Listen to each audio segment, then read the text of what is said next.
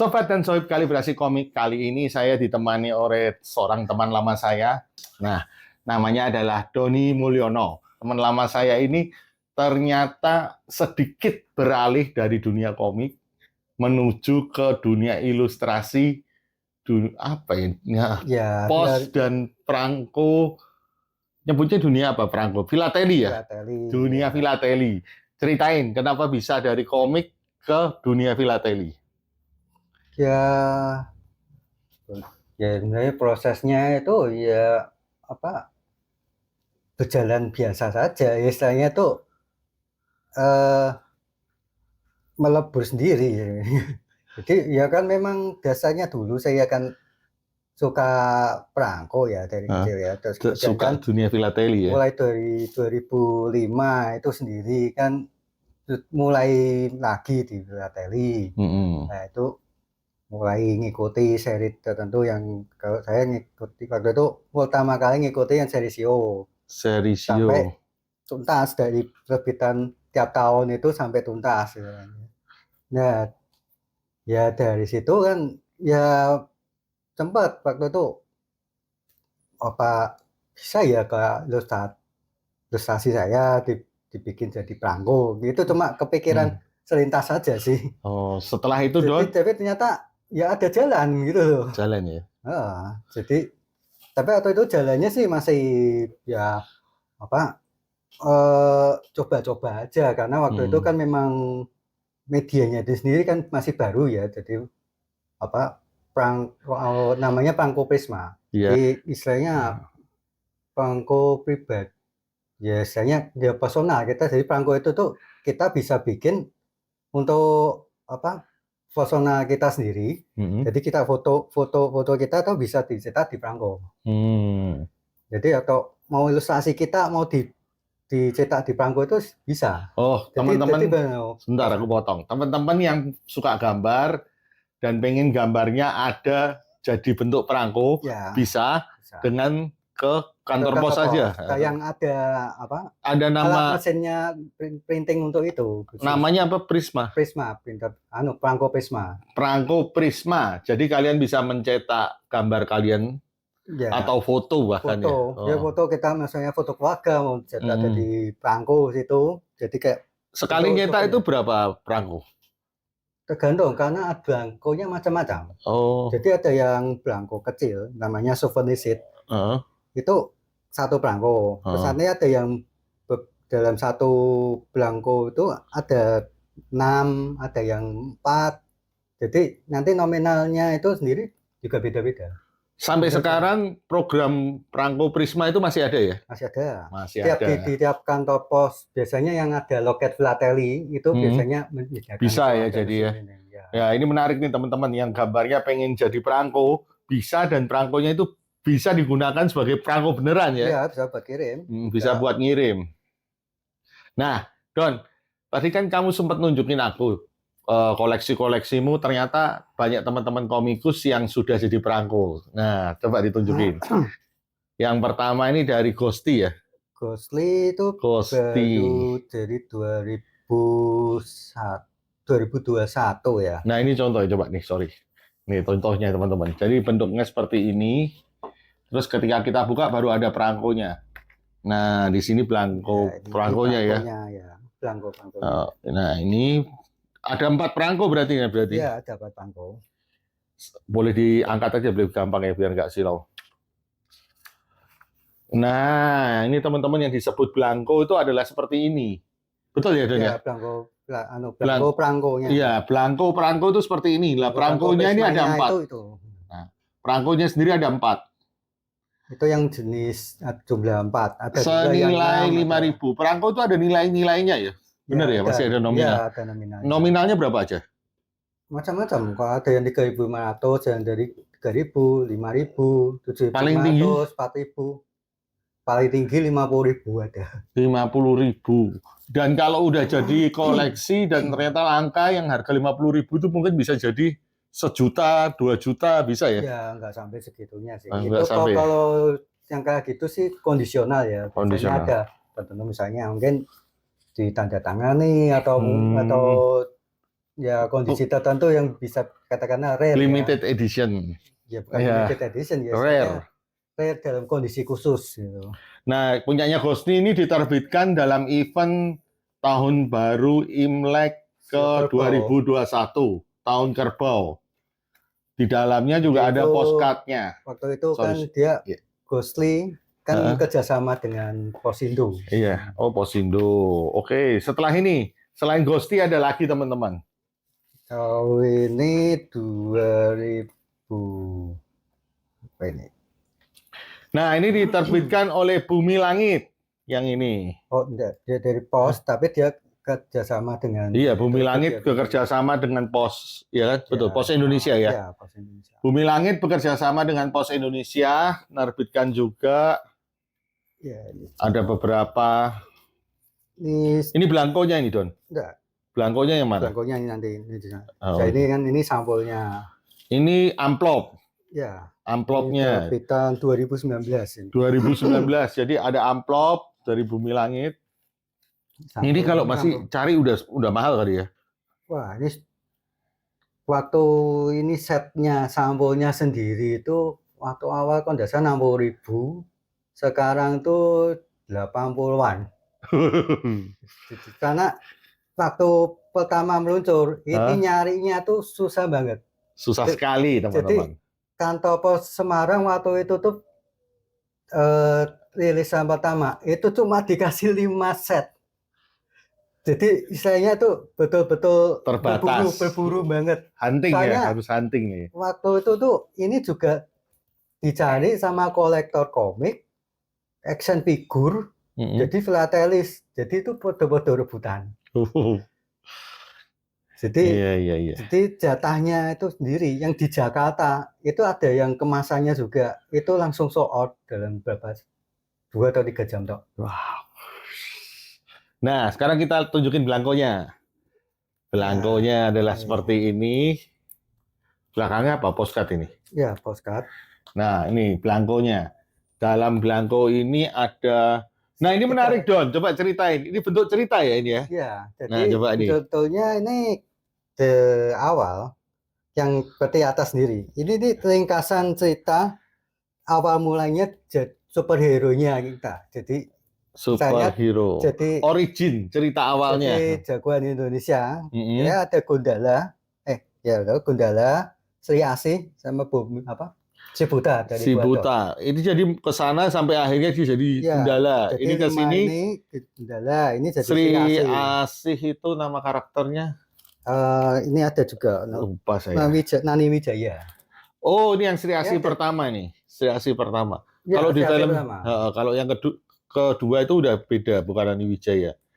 Nah, ini adalah juga si Barda sampai akhirnya Barda menjadi si Buta ke arah sini. Jadi 1, 2, 3, 4, 5 perangko yang ada timeline cerita. Timeline origin masing-masing karakter ini. Dia manusia biasa menjadi jagoan. Iya, betul-betul. Menarik loh ini konsepnya.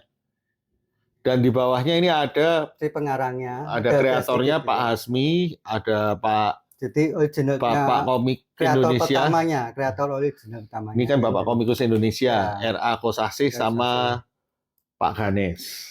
Nah, ini kepuasan tersendiri ya Don ya punya kayak gini, koleksi ya, seperti ini. Istilahnya kalau di samping ya nggak banyak orang punya. Ya karena ya rebutan. Hunting banget nih teman-teman. Ini kan ya kan karyanya Iwan Nassif. Dari Iwan Nassif, digambar oleh Iwan Nassif. Nah, tapi Iwan Nassif dulu juga dia menggambar untuk seri tertentu juga selain ini. Bareng Sweta ya kayaknya waktu itu ya, Kemerdekaan. Dia menggambar untuk desain untuk pameran filateli di Bali. Iya, ini menarik loh teman-teman. Jadi teman-teman ilustrator, komikus yang pengen punya varian karya yang berbeda dari platform komik, boleh coba ke filateli. Lah akhirnya nih karya kamu sendiri Don, yang di filateli. Yang di komik dulu deh. Yang di komik dulu ini menarik soalnya teman-teman. Jadi kalau teman lama saya ini dari dulu tuh kalau buat komik paling sangat menyukai riset. Nah, dia akan cerita nih bagaimana risetnya dia tentang komik yang dia buat. Ya, Komiknya judulnya kalau yang terakhir-terakhir ini sih, ini kan sebenarnya termasuk salah satu komik percobaan ya. Wong idenya sendiri tuh dulu nemunya tuh waktu pagi hari jam 5 pagi. Jadi ya katakanlah idenya tuh ketemu dari mimpi. Jadi judulnya dulu. jadi judulnya ini Mad Cafe Lumpia. Kenapa dikasih nama judul Mad Cafe Lumpia? Karena dari mimpi. Ya waktu itu ya mungkin karena sempat baca komik tentang Mad, lalu saya juga mencari ide untuk ini apa lomba filateli apa di ini Semarang. dipergunakan untuk lomba filateli. Enggak, aslinya ini sebenarnya muncul secara kebetulan karena itu. Jadi secara nggak langsung kebetulan juga bisa disinkronkan itu ikut ini satu adegan sini juga ikut di apa materi untuk lombanya juga. Jadi istilahnya ini kebetulan aja. Kebetulan aja. Ceritanya, nih aku bacain ya sinopsisnya teman-teman. Sinopsisnya itu adalah karakternya bernama Alice. Alice kebetulan sedang berjalan-jalan dan menemukan sebuah kafe yang ternyata menjual lumpia sebagai menu utamanya. Awalnya dia mencoba makan di situ dan bertemu dengan maid yang ternyata adalah pemilik kafenya. Dia tertarik dengan seragam maid-nya dan lika-liku dan tiba-tiba dia ditawari bekerja di situ oleh pemiliknya. Tidak hanya Alice yang nantinya bekerja di situ, karena temannya ikut ditarik bekerja di kafe itu juga. Hari-hari seperti apakah yang dialami oleh Alice dan temannya? Nah, kalau baca sinopsisnya ini kayaknya kesannya mengawinkan konsep maid cafe dengan menu makanan yang nggak umum. Ya, biasanya kan kalau maid cafe menu makanannya makanan Jepang ya. Ya nggak Jepang juga sih, kan kafe kan macam-macam ya. Enggak, kalau maid cafe. Iya, ada nasi goreng, ada ya? Ada. Enggak, biasanya identik dengan makanan Jepang. Ada omelet, jadi ya enggak makanan Jepang aja. Kalau ada manisan, ada kayak puding atau kan variasi. Iya benar variasi. Enggak makanan Jepang. Tapi yang ini di komik ini divariasikan dengan menu lumpia yang merupakan ciri khas makanan Semarang. Nah, risetnya tentang lumpia gimana? Soalnya kan kamu cerita panjang tuh waktu itu. Ya, itu kalau lumpia sendiri kan waktu itu kan untuk lomba tema untuk lomba filateli lomba filateli di Semarang waktu itu. Jadi ya waktu itu sempat ya terlintas tuh namanya Tommy lumpia. Jadi waktu itu nyari perangko lumpia ya memang tidak ada. Jadi ya tapi ya bisa bikin lewat tadi itu perangko Prisma itu. Perangko Prisma tadi. Nah dari situ lah pelan-pelan jadi muncul ide bikin itu maskot. Jadi bikin personifikasi dari lumpia Semarang.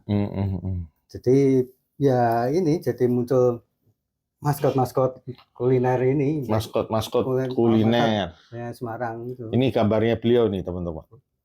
Ya kan? Ini yang ini kan? Ya. Yang ini adalah yang hijau ini apa nih? Hijau wingko. Apa? Wingko babat. Betul ya? Wingko ya babat Semarang. Ini yang merah? Gajeril. Gajeril. Kue ganjerel. Oh, ganjerel. Iya. Gajeril.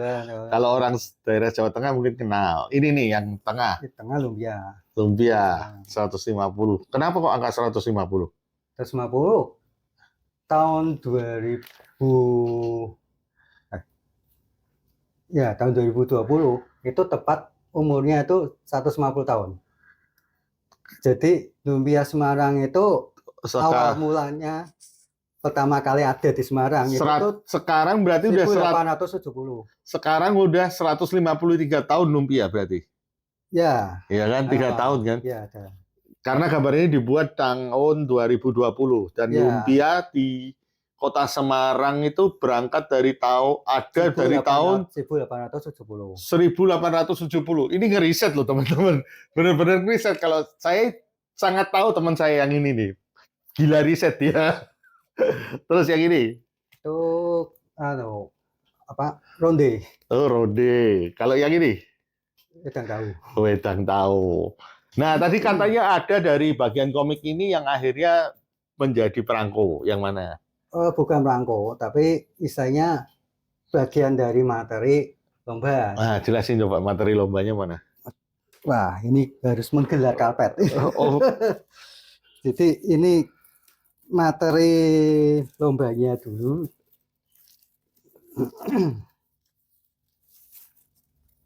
Jadi ini harus dibuka lebar-lebar. Sambil aku bukain nih komiknya. Kamu siap-siap dulu deh. Nah.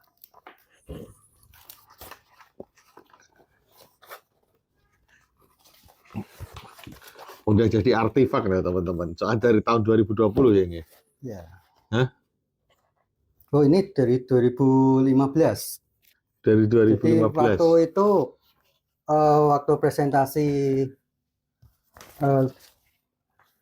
sebentar aku bantu tuh.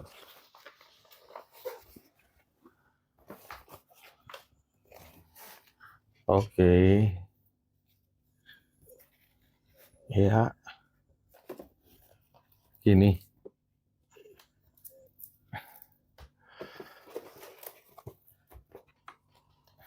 Ini nggak bisa diangkat? Enggak. Dia memang model tidur gini. Oke. Jadi dulu di waktu pertama kali ini itu adalah dibuka seperti ini teman-teman. Tuh. Dari yang bersama di sini. Ya, ini yang salah satu dari komiknya, kan ikut dari materinya itu. Sini. Lanjut. Nah, ini kan maskotnya, jadi seperti yang diceritakan. Nah, ini artikelnya. Nah, ini kalau ini sejarahnya itu. Sejarah lumpia. Ya, nah, kan saya bilang ini dari riset nih. 145 tahun lumpia ketika itu. Jadi singkat ya. Lumpia dimulai dari tahun 1870 oleh Bapak Chua Chai-ju. Gimana tuh? Chua Chai-yu aja. Chai-yu. Terus dengan Mbok Wasi.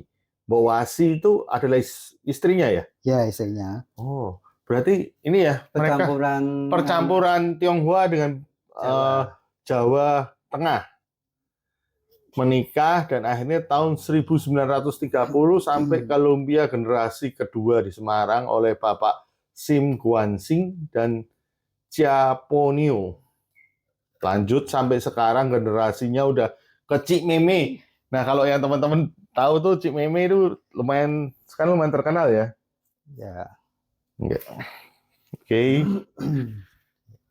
Tadi. Niat.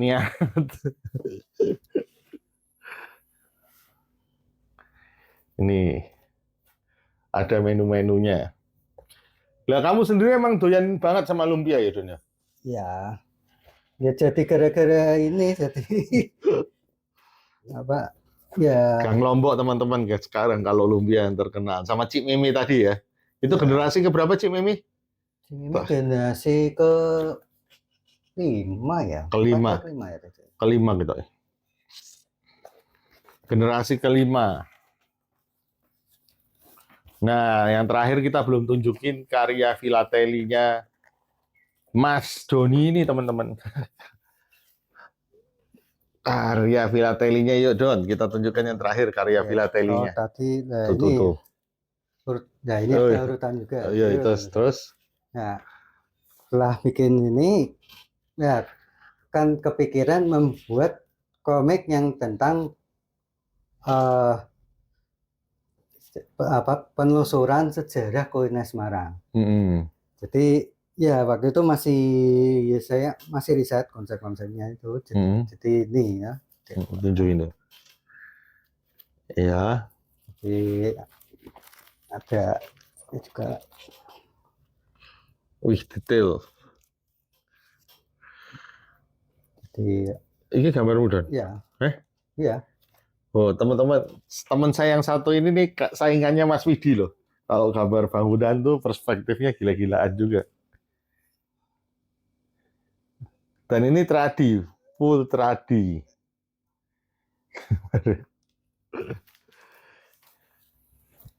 Nah, dan sini kan memasukkan tadi maskot yang sebelumnya untuk materi tadi, lomba. Kemudian dibikin story kisahnya. Jadi dalam bentuk kalau di story ini jadi sebenarnya peri makanan. Peri makanan. Jadi masing-masing makanan itu tuh punya peri. Punya. Iya. Lanjut. Ya, jadi ya ini kan versi Wedang ronde. Jadi kalau ini kan versi cibinya gitu. Iya. Jadi apa saya ini belum dicetak ya? Belum cetak. Yang ini masih kan dalam progres, teman-teman. Progres. Jadi masih ada perbaikan ada riset penambahan tambahan, kan ada. Nah, itu tadi tuh di garis bawah riset tambahan. Masih sangat gila riset. Soalnya beberapa kali itu waktu tapi ini kan memang berhubungan dengan warisan heritage. Presisi. Iya, karena ini heritage. Karena ada kesalahan itu nanti kita orangnya bisa komplain. Iya, komplain, bisa kritik. Jadi lu kok ini ya gimana, saya dapat risetnya ini. Nah, makanya risetnya kita hati-hati, betul enggak ini gitu. Jadi kadang kita waktu ngeriset ini ke lumpia, kita ya nyari sumbernya langsung aja, kita lebih presisi. Kalau masalah yang misalnya untuk sulit kayak itu katakanlah. Tapi kalau untuk folklore kan kita tidak bisa memastikan itu tuh betul enggaknya kan masih 50-50 kita bilang ya. Jadi kita harus menjajah lagi. Betul nggak? Kalau memang sudah mentok tuh ya udah kita sementara nanti kita masukkan, nanti kalau dapat data tambahan ya kita bisa koreksi. Iya, kalau untuk hal ini sepakat teman-teman, karena ini merupakan heritage dan lumpia itu makanan khas Semarang yang merupakan kebanggaan bagi orang Semarang. Jadi memang harus presisi. Nah, sekarang karyamu yang berupa filateli nih, Don. Ya. Nah, ini karya teman saya ini, akhirnya teman-teman. Dia bikin ini lewat remake, tapi versi penggenapan 150. Kalau tadi yang lomba itu 145, iya. Ini tepat 150 tahunnya. Ini dengan program Perangko Prisma dilakukan dengan program Perangko Prisma tadi, teman-teman. Jadi dia memproduksi apa ini yang di atas nih. Yang ini postcardnya boleh diambil itu ya. Nah, ditunjukin dong. Jadi lewat media ini kita juga bisa mengenalkan kreativitas, mengenalkan makanan. Ya makanan. Lo postcard boleh dipotong-potong begini? Boleh. Oh, boleh. Outshape kan? Outshape namanya. Postcard di belakangnya harusnya ada ini nih untuk siapa? Ya, nantinya kan. Oh, nantinya. Tapi kita kalau sekarang itu, kalau dulu kan ada kotak, butuh-butuh sih ya untuk apa? Tempat nempel perangko. Tapi sekarang kita sudah bebas karena perangko sendiri kan mau nominal macam-macam kita. Misalnya luar negeri pun ada yang kita ngirim ke Jepang contohnya. Kita ngirim Jepang itu nominal 6.000. Ke Singapura 5.000 kayaknya.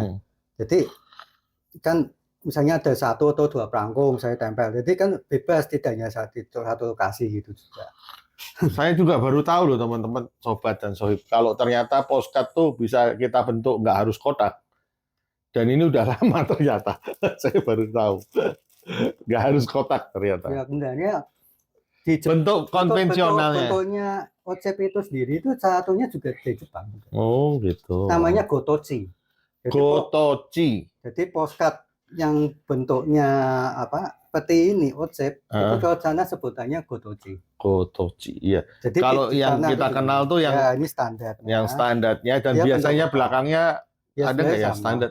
Ada yang itunya tuh biasanya. Apa? Postcard yang konvensional punya nggak kamu? Oh, sudah lama. Ini sudah ngikuti yang baru ya. Biasanya ada nama, pesan gitu-gitu ya di belakangnya. Ya, itu dulu pernah bikin juga. Cuma sekarang udah ngikuti yang lebih. Nah, akhirnya sampai dengan amplopnya. Didesainin juga amplopnya teman-teman. Ini ya amplopnya ya? Iya, Oh, amplop. ini amplopnya. Dengan itu ada perangkonya yang dicap Semarang. Ini udah ada Cap tanggal. perangkonya. Iya, ini perangkonya. Ini belangkonya. Ya ini SS souvenir set. Perangko souvenir set. Oh, ini saya nggak kenal nih istilah-istilah souvenir seat.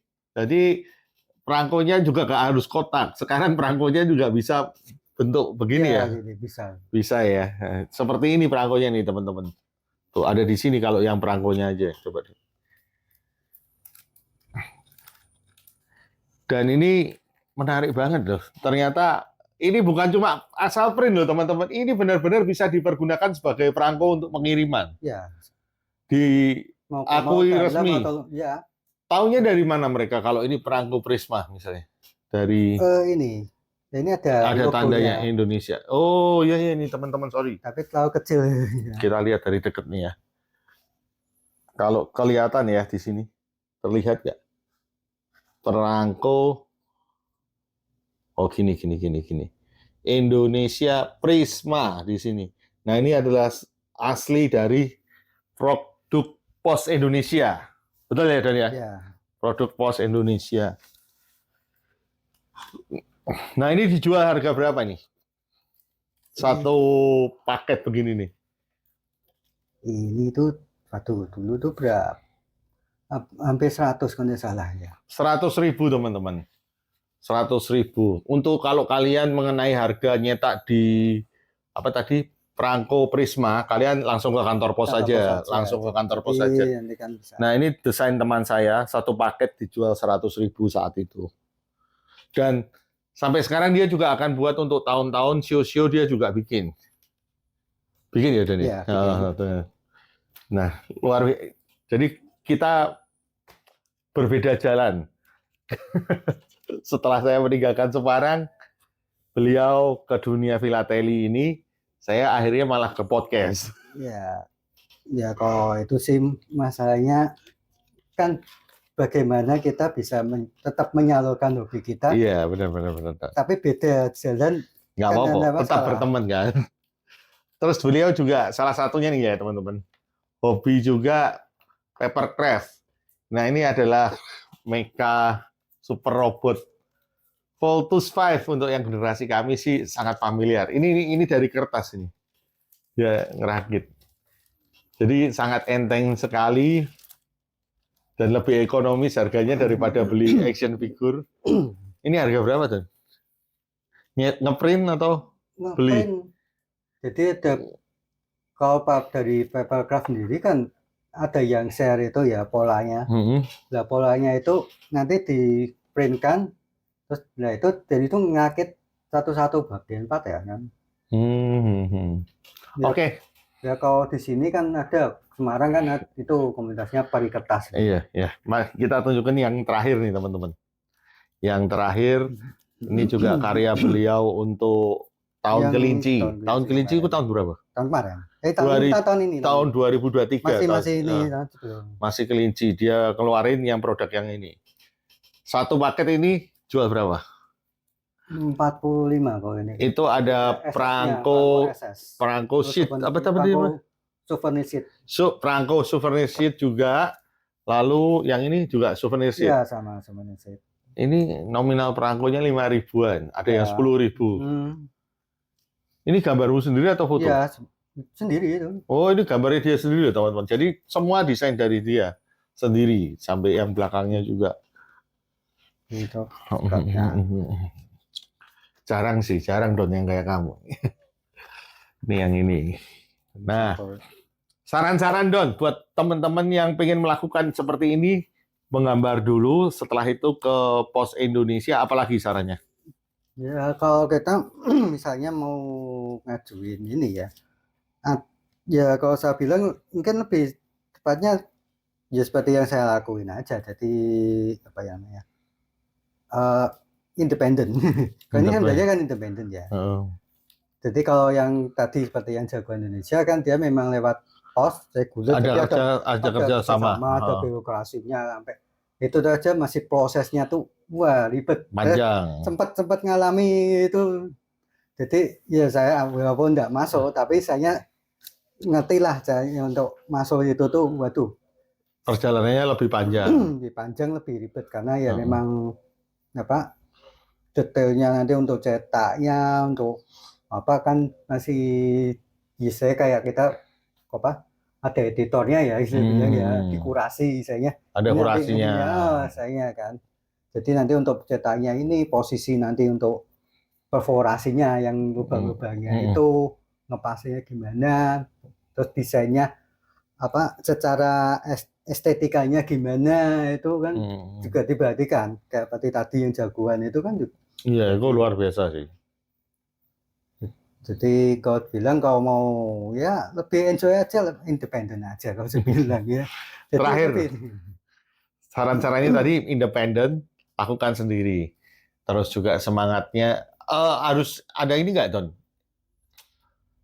Ngikutin event gitu, misalnya kayak ini tahun atau apa. Biasa kalau pos itu ada apa sih, dunia filateli sendiri selain event? Sebetulnya ya untuk pos tuh kalau Semarang dulu tuh kan ya kadang sering ngikuti itu ya pasar Imlek Semawis, jadi ikut buka stand. Tapi karena waktu pandemi kemarin enggak secara tematik. Oh, tematik sih enggak. Enggak harus ikut event ya. Jadi ya kalau saya sih kan bisa ini ngikut show tahun. Kalau ya ini saya sudah mulainya kan dari show tikus. Bikin ini.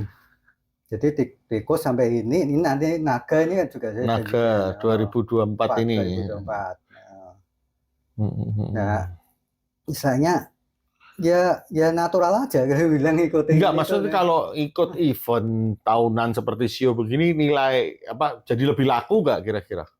Ya, kayak orang kebanyakan tuh ngikuti itu karena ya satu untuk kirim-kirim, karena ada pertukaran juga karena betul, dari negara lain kan ada juga nerbitkan show juga kayak Hongkong, Cina, Taiwan, ada di Australia juga bikin. Terus di Vietnam ada juga. Kalau Natal, edisi Natal gitu ada nggak? Natal biasanya Australia ada. British tahun ada. baru biasanya ya? Tahun baru belum tentu. Biasanya tahun baru biasanya ngikut Natal kan. Kalau yang biasanya cenderung sampai ada 4 itu tuh Singapura. Singapura itu tuh ada dia tradisi seperti perayaan itu ada perayaan misalnya Idul Fitri, Natal, terus ada yang dari apa ya ada 4 kalau tidak salah itu semua dibikinin perangko. Jadi perayaannya itu masing-masing. Oh Imlek ikut. Satunya apa itu dasar dari India gitu. Oke. Nah terakhir Don. Biasanya kalau kami di Kalibrasi Komik, itu saya sama Widi, kebetulan Widi udah pulang ke Jakarta, saya lanjut ke kota Semarang untuk mencari apakah benar ketika sudah berumur 25 tahun, ilustrator komikus sudah tidak bisa menggambar komik di kota Semarang. Ternyata enggak, dari teman saya yang satu ini. Terakhir itu biasanya kami punya tagline. Tagline-nya kalimatnya, jangan jadi komikus tanda titik 3. Berarti kalimat ini belum selesai. Ya. Tugas narasumber adalah menyelesaikan. Kan pernah nonton kan? Jadi misalnya nih, aku ngomong nih Don, jangan jadi komikus, kamu nanti nyambung. Kalau males-malesan. Nah, kamu tapi coba cari jawaban yang versi kamu. Oke? Saya kasih waktu mikir sebentar. Kalau udah siap, kasih tanda. Ya, kok mungkin siap belum? Ya kok jangan jadi komikus kalau kamu belum siap. Belum siap mental untuk kedepannya. Karena karena liku-liku. Liku-liku ya. Dia bilang ya buktinya ya seperti ini. Kita jalurnya aja kan jadi macam-macam kan. Iya, platform medianya kan berbeda-beda ya. Jadi siap ya. Dasarnya kalau kita komikus. Kan ada juga dari komikus bisa nyebrang ke ilustrator. Bisa nyebrang kemana? Iya benar. Ya kan? Dari ilustrator kan liku-liku jadi. Bisa terbalik juga dari komikus ke ilustrator atau ilustrator ke komikus. Ya, bisa. Makanya jadi ya itu aja misalnya kalau tinggal siap mental aja karena jalannya pasti liku-liku. Kita tes lagi ya, biar lebih punchline. Jangan jadi komikus. Kalau belum siap mental karena jalannya pasti beliku-liku. Oke. Thank you, Don. Ya. Mari kita makan-makan habis.